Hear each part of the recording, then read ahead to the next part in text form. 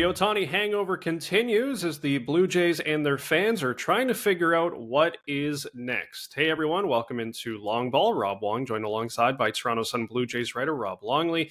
And Rob, not sure Hollywood could have scripted the ending to the Shohei Ohtani sweepstakes with incorrect reporting, flight tracking, Shark Tank investors getting off of flights. Ultimately, Ohtani ends up staying in Los Angeles, signing with the Dodgers. And as you've reported, the Jays did make a very big push for his services. How close do you think they actually were in landing him? Yeah, Rob, and ultimately Ohtani breaking the news himself, like in this world of insiders and social media and all kinds of reports. He broke it on social media himself. Like what a fitting ending that was.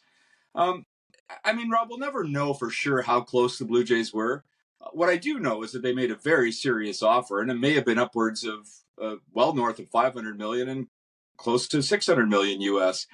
But I think what the question that fans and even the Blue Jays themselves will be asking going forward is, were they just pawns in the negotiations from the Ohtani camp and the Los Angeles Dodgers? Were the Dodgers always going to outbid them anyway? Was Ohtani always going to stay in California? Those are all possibilities. But to dismiss the Jays as not being serious bidders and not being serious finalists in this, I think would be a mistake, because they were very serious about their pursuit.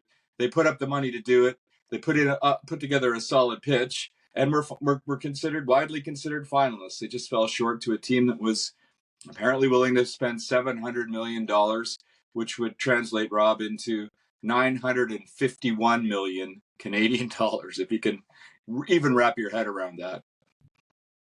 Yeah, really a remarkable contract, and one I imagine that we're not going to be seeing maybe ever again in Major League Baseball, but never say never, of course. So now the Jays move on to plans E, F, and G, seemingly, Rob. What now for GM Ross Atkins? Is there a move that Blue Jays can even make to get fans back on board right now? Because there is a lot of angst among the fan base.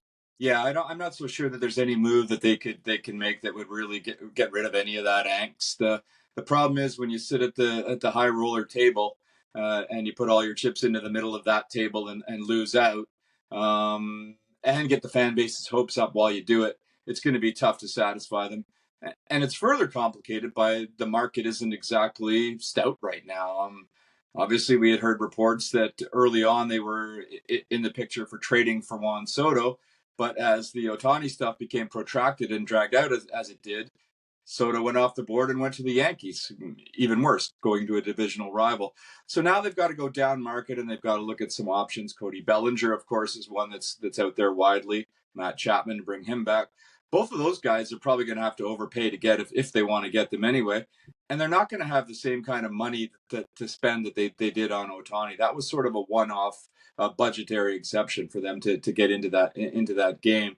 So it certainly puts general manager Ross Atkins in a predicament, because he almost literally is in a no-win situation right now in terms of improving the team or improving the team's image with the fan base, an already angry and frustrated fan base anyway, considering the way that both of the last two seasons ended, and then getting their hopes up and losing Ohtani to the Dodgers. So it's going to be very difficult for him. And I think the only time that he ever truly gets off the hook, or the Jays and the Jays front office truly get off the hook in terms of the appeal from fans, is if they start the season winning and have a successful season. Because I think there is you used the word angst, Rob. I think there's enough of that with the fan base right now that it's not going to be easy to get rid of that, and losing out on Ohtani just made it all that much worse.